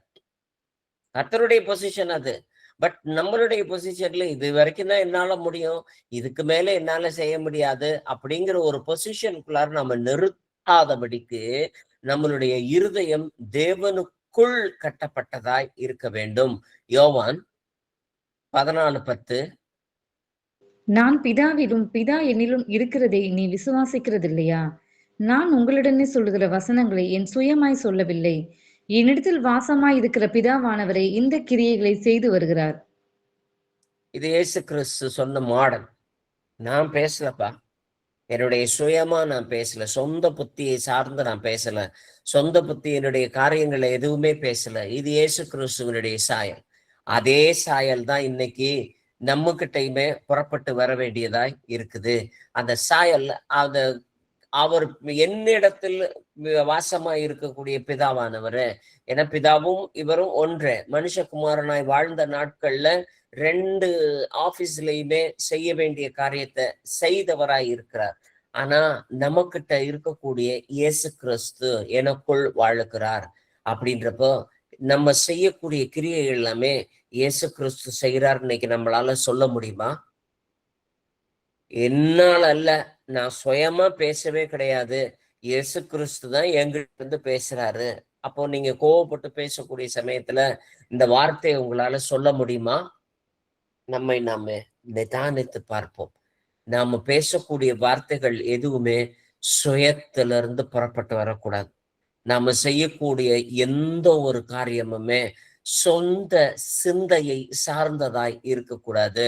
எனக்குள் வாசமாய் இருக்கக்கூடிய கிறிஸ்துவே எல்லாவற்றிற்கும் ஆதிகாரணராய் இருக்கிறார் என்று அவர் கொடுத்த வார்த்தையை நாம செய்கிறவர்களாய், யோவான் 17:8 நீர் எனக்கு கொடுத்த வார்த்தைகளை நான் அவர்களுக்கு கொடுத்தேன், அவர்கள் அவைகளை ஏற்றுக்கொண்டு உம்மிடத்திலிருந்து புறப்பட்டு வந்தன என்று நிச்சயமாய் அறிந்து நீர் என்னை அனுப்பினீர் என்று விசுவசித்திருக்கிறார்கள். அப்போ நம்ம கிட்ட இருக்கக்கூடிய அந்த விஷயங்கள் தேவனுடைய சமூகத்துல இருந்து புறப்பட்டு வந்து நாம பேசக்கூடிய பேச்சோ, நம்ம செய்யக்கூடிய செயலோ, நம்ம சிந்திக்கக்கூடிய சிந்தையோ, நம்ம காரியங்கள் எல்லாவற்றிலுமே தேவன் இவர்களை அனுப்பி இருக்கிறார், தேவன் இவர்கள்ட்ட நிச்சயமாய் தங்கி இருக்கிறார் என்பதை அறிந்து கொள்ளக்கூடிய விதத்துல நம்மளுடைய செயல்பாடுகள் மாற வேண்டும். அப்பதான் நம்மளுடைய இடத்தை கரெக்டா தக்க வச்சிருக்கிறோம்னு அர்த்தம். எந்த இடத்துல நீங்க இருக்கிறீங்க? ராஜாக்கள், ஆசாரியர்கள், லேவியர்கள், கர்த்தருக்கு பிரியமான பிள்ளைகள், கர்த்தருக்குள் வாசம் பண்ணக்கூடியவர்கள், சீஷன் அப்படிங்கிற அந்த ஸ்தானம் எல்லாமே நமக்குள்ளார இருக்குது அப்படின்னா, ஏன்னா அவர் சொல்லக்கூடியது மனுஷன் அப்பத்தினால் மாத்திரமல்ல தேவனுடைய வாயிலிருந்து வரக்கூடிய ஒவ்வொரு வார்த்தையினாலும் பிழைப்பான் என வாயின் பலனினாலே அவர்களுடைய வயிறு நிரம்பும், அவருடைய உதடு விளைவினாலே அவனவன் திருப்தியாவான். மரணமும் ஜீவனும் நாவின் அதிகாரத்தில் இருக்கிறது, அதில் பிரியப்படுகிறவர்கள் அதில் கனியை புசிப்பார்கள். நீங்க எதுல பிரியப்படுகிறீர்களோ மரணமும் ஜீவனும் உங்களுடைய நாவினுடைய அதிகாரத்துக்குள்ள இருக்குது. அதுல எதுல பிரியப்படுறீங்களோ அந்த கனியை புசிப்பீர்கள். சொல்லிட்டு ஆண்டவரே மன்னிச்சிருங்கன்னு சொல்லிட்டு வார்த்தையை ரிட்டர்ன் வாங்குறதுக்கு இல்ல, அதனுடைய கனியை புசிச்சுதான் ஆவீர்கள். யோவான் 7:46 சொல்லுகிறது. அவன்கிட்ட இயேசு கிறிஸ்து பேசினப்போ அவர் பிடிக்க போன சேவகன் சொல்றான், இந்த மனுஷன் மாதிரி வேற எவனும் ஒரு காலம் பேசினதே கிடையாதுன்னு சொல்லி யோவான் 7:46 சொல்றான். அது சொல்ற இயேசு கிறிஸ்து பேசினது போல. ஏன்னா நாம பேசுறது போல இதுக்கு முன்னாடி ஒருத்தரும் பேசினது இல்ல அப்படின்னு சொல்ற அளவுக்கு நம்மளுடைய இதுக்கு முன்னாடி இருந்த ஆள் வேற, இப்ப இருக்கக்கூடிய ஆள் வேற அப்படிங்கிற மாதிரி நம்மளுடைய பேச்சும் செயல்பாடும் மாறினதாய் இருக்க வேண்டும். அதனாலதான் ரோமர் 8:37 இவை எல்லாவற்றிலேயும் நாம் நம்மில் அன்பு கூறுகிறவராலே முற்றிலும் ஜெயம் கொண்டவர்களாய் இருக்கிறோமே. ஏன்னா தேவன் நம்மிடத்தில் அன்பு கூறுகிறார் என்பது எல்லளவும் மாற்றமே கிடையாது. ஆனா அந்த அன்பு கூறக்கூடியத நாம என்னைக்கு அந்த ஆவிக்குரிய அதிகாரத்தை கரெக்டா நமக்கு முன் வைக்கிறோமோ, கரெக்டா எடுத்து பயன்படுத்துறோமோ, அப்ப நாம் முற்றிலும் ஜெயம் கொண்டுகிறவர்களாய் இருப்போமேன்னு சொல்லவே இல்லை வசனம். முற்றிலும் ஜெயம் கொண்டவர்களாய் இருக்கிறோமேன்னு தான் இருக்குது. அந்த இப்பவே நாம் அப்படி ஜெயம் கொள்ளுகிறவர்களாய் இருக்க வேண்டும் என்பதை நாம் ஆவியிலே நிதானித்தறிந்தவர்களாய் நம்மை நாமே மாற்றிக்கொள்ள தலைகளை தாழ்த்தி ஜெபிப்போமே.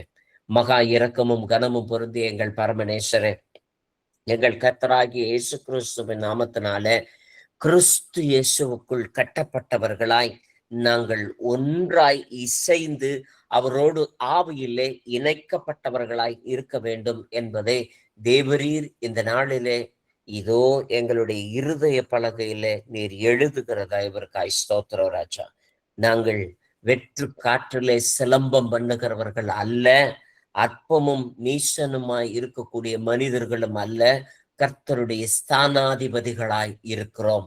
எங்களுடைய பொசிஷன் உன்னதமான பொசிஷனாய் இருக்கிறதுனால தேவனுக்குள் கட்டப்பட்டவர்களாகவும் தேவனுக்குள் வளருகிறவர்களாகவும் அனுதினமும் நாங்கள் தேவனால நிச்சயிக்கப்பட்டவர்களாய் இருக்கிறதுனால மனுஷனுடைய பாரம்பரியம், மனுஷனுடைய பொய்யான பேச்சுகள், கபடு வசனிப்பு, நயவஞ்சக பேச்சு, இவைகளிலிருந்து எங்களை விலக்கி மீட்டு பாதுகாக்கக்கூடிய தேவ வல்லமை இறங்கி வருவதாக ராஜா.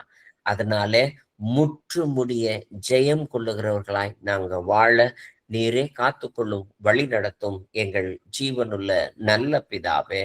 ஆமென். Prayer request brother. சொல்லுங்க. நீங்க கர்த்தருக்கு ஸ்தோத்திரம் பிரதர். இன்னைக்கு ஒரு ஆத்மாவை வந்து சந்திக்கிறதுக்கு இயேசு ஆயத்தம் பண்ணி கொடுத்தாரு. இன்னைக்கு நான் ஊர்ல இருந்து வரும்போது பிரதர் அவங்க பஸ்ல பக்கத்துல உட்காந்துருந்தாங்க. அவங்கள்ட்ட அடிப்படை சத்தியம் சொன்னேன். அதுக்கப்புறம் அவங்க பக்கத்துல ஏதோ ஒரு கோயில் மாதிரி இருந்தது, அதை சாமி எடுத்து கையெடுத்து கும்பிட்டாங்க.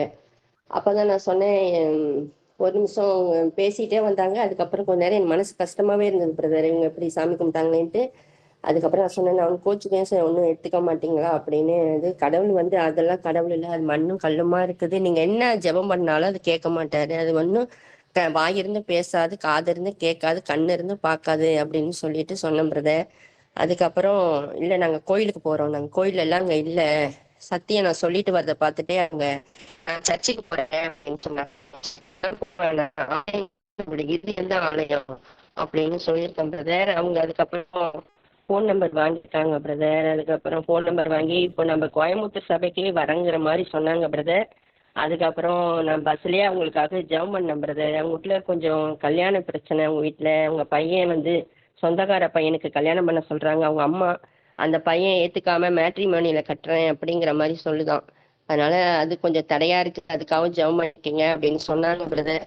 நான் தான் ஏசப்பாட்ட சொன்னேன், நீங்க அனுப்புன ஆத்துமா ஏசப்பா, அழைக்கப்பட்ட பலரா இருந்தாலும் தெரிந்து கொள்ளப்பட்ட சிலர் நீங்க சொல்லிருக்கீங்க, அந்த ஆத்மா அந்த அதன்படி அவங்க ரட்சிக்கப்படுறதுக்கு நீங்க கிருபை செய்யுங்க ஏசப்பா அப்படின்னு சொல்லி நான் ஜெபம் பண்ணேன் பிரதர். பஸ்லயே அவங்க அப்பயும் சொன்னாங்க, பஸ்லயா ஜெபம் பண்றீங்கன்னாங்க.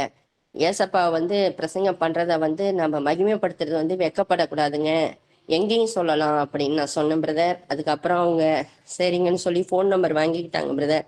அப்புறம் நான் வந்து கோயம்புத்தூர் வந்ததுக்கு அப்புறம் நீங்க கான்டாக்ட் பண்ணுங்க அப்படின்னு சொன்னாங்க. ஏசப்பாக்கு கொடானு கோடி சோத்திரம். அவங்களுக்காக ஜெபம் பண்ணும் பிரதர். அவங்க கல்யாண காரியம் நல்லபடியா நடக்கணும்னு சொல்லிட்டு. அந்த பையன் பேர் வந்து சவுந்தரு, அந்த பொண்ணு பேரு விஜிகான்னு சொன்னாங்க பிரதர். சரி, அவங்களுக்கு ஜெபம் பண்ணுவோம் பிரதர். அவங்க சீக்கிரமா ரட்சிக்கப்பட அவங்க கேட்டாங்க, சத்தியமெல்லாம் கேட்டாங்க, சந்தோஷப்பட்டாங்க, கையெடுத்து கும்பிட்டாங்க. என்னெல்லாம் நீங்க கையெடுத்து கும்பிடாதீங்க, உங்களை தெரிந்து கொண்டவர் ஏசப்பா தான், நான் இல்லை, எனக்கு அந்த தகுதியே கிடையாது அப்படின்னு நான் சொன்னேன் பிரதர். மகா இரக்கமும் கனமும் பொருந்தி எங்கள் பரமநேசரே, எங்கள் கர்த்தராகிய இயேசு கிறிஸ்துவே, இதோ பிலிப்பு காந்தேக மந்திரிக்கு அழைக்கப்பட்டவனாய் போய் சுவிசேஷம் சொல்லி அதே இடத்துல ஞானஸ்தானம் கொடுத்து அவனை வழிபோக்காய் அனுப்பிவிட்டது போல, இதோ சகோதரி, இதோ இந்த விஜிதாவிற்கு சொல்லப்பட்ட சுவிசேஷம் ஒரு விதையாய் விதைக்கப்படுவதாக இயேசுவின் நாமத்தினால. அது முளைக்கத்தக்கதாக, விசுவாசம் வளரத்தக்கதாக தேவ பாதுகாப்பு இந்த விதையின் மீது உண்டாயிருப்பதாக ராஜா. அவர்கள் போகின்ற இடத்துல சுவிசேஷத்தை பூரணமாய் அறிந்து கொண்டு அந்த குடும்பம், அவனுடைய மகன், பிள்ளைகள் எல்லாருமே ரட்சிக்கப்படத்தக்கதான தேவ பாதுகாப்பு உண்டாவதாக ராஜா. இதோ நீர் போகின்ற இடத்தில் எல்லாமே அற்புதங்கள், அடையாளங்கள் எல்லாவற்றையும் செய்து அந்த ஆத்துமாக்களை ஆதாயப்படுத்துகிறவராய் இருக்கிறீர் ஆண்டவரே. அதன்படியே விஜிதா சகோதரியினுடைய மகனுடைய அந்த திருமண காரியத்தில் உண்டாயிருக்கக்கூடிய தடைகள் எல்லாம் இயேசுவின் நாமத்தினாலே மாற்றப்பட்டு போவதாக. நீரே அந்த குடும்பத்தை பாதுகாத்து கொள்ளும், வழி நடத்தும் எங்கள் ஜீவனுள்ள நல்ல பிதாவே. ஆமென். ஆமென் ஆமென். Thank you brother. Thank you Jesus. Brother எனக்கு வந்து ப்ரேயர் பண்ணும் பிரதர், ஒரு சரியில்லை, எனக்கு ஸ்பைனில் ப்ராப்ளமாக, அது ரொம்ப கொஞ்சம் காலில் மரத்துட்டு பிரதர், ரொம்ப வலி பிரதர். காலில் ஸ்பைன்லேருந்து கால் ஃபுல் ரைட் சைடு மரத்துட்டு இருக்குது, வீக்காக இருக்குது. இன்னும் ஜுரம் இருக்குது, எனக்கு ஜுரம், கோல்டு, விரும்பல், சளி இருக்குது தான் இருக்கு. ப்ரேயர் பண்ணுங்க பிரதர். இயேசுவின் நாமத்தினால அன்பு சகோதரன் ஜெரால்டு தேவ பாதுகாப்பிற்குள்ளாரை கொண்டு வருகிறோம் ராஜா. பெரும்பாடுள்ள ஸ்திரீ 18 ஆண்டுகளாக இதோ தேவனுடைய சமூகத்திலே பாடுபட்டவனாயிருந்தாலும் சரி, யாராயிருந்தாலும் தேவனுடைய சமூகத்துல இதோ பரிபூர்ண சுகத்தை கண்டடையத்தக்கதாக நீர் சமீபமாய் இருந்தீர் ஆண்டவரே. நீண்ட நாட்களாய் இதோ இந்த ஸ்பைன் ப்ராப்ளத்துல இவர் சொல்லக்கூடிய உபத்திரவங்கள், உபாதைகள் எல்லாவற்றையுமே சபை அறிந்ததாய் இருக்கிறது ராஜா. கர்த்தராகிய இயேசு கிறிஸ்துவின் நாமத்தினாலே இந்த ஸ்பைன் நார்மல் ஆவதாக, அதனுடைய வலிகள், வேதனைகள் எல்லாம் மாற்றப்பட்டு போவதாக, வியாதியின் படுக்கை இந்த வேளையிலே மாறி போவதாக இயேசு கிறிஸ்துவின் நாமத்தினாலே ஜெபிக்கிறோம் எங்கள் ஜீவனுள்ள நல்ல பிதாவே. ஆமென், ஆமென். Thank you, brother. Praise the Lord, brother. Praise the Lord.